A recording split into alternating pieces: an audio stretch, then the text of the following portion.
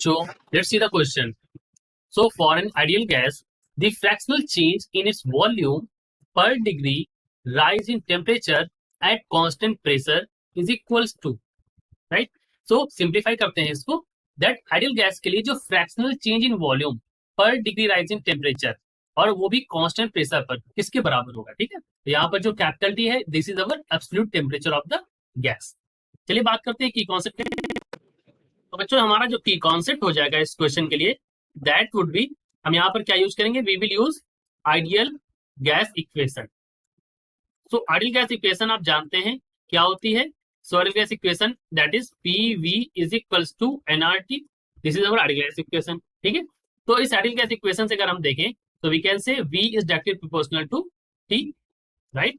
यहाँ से अगर आप इंट्रोड्यूस करें तो आपको मिल जाएगा that volume is directly proportional to temperature. तो we can say V is directly proportional to T, या हम इसको सिंपली लिख सकते हैं, we can write this as V1, let me write it over here, V1 by T1 is equals to V2 by T2, or we can also write it as T2 by T1 is equals to V2 by V1, right? So बच्चों इसको इस form में लिख सकते हैं।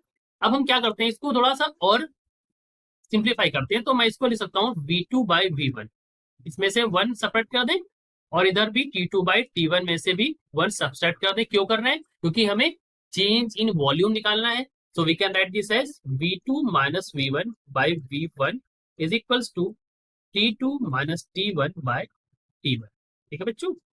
अब आपको पता है इन्होंने कहा है कि पर डिग्री राइज इन टेम्परेचर, ठीक है।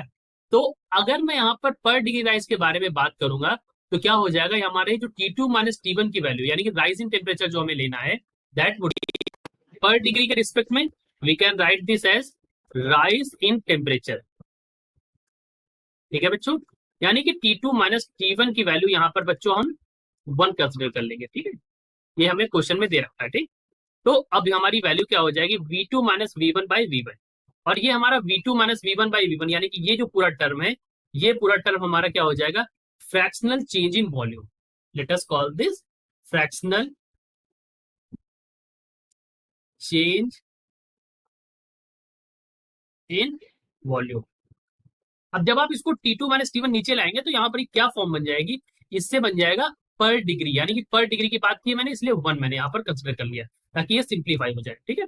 तो अब मैं इसको बच्चों डेल्टा V बोल देता हूँ, ठीक है, और इसकी वैल्यू तो 1 आपको पता ही है।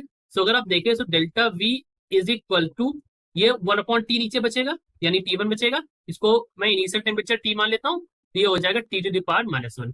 तो हमारा जो फ्रैक्शनल चेंज इन वॉल्यूम है, यानी कि यहाँ पर जो T1 है इसको मैंने यहाँ पर T कंसीडर किया है, तो फ्रैक्शनल चेंज इन वॉल्यूम जो है वो T टू द पावर -1 हो गया। तो हमारा ऑप्शन नंबर 3 यहाँ पर सही है, करेक्ट ऑप्शन हो गया option number 3। So I hope you understood it well, all the best.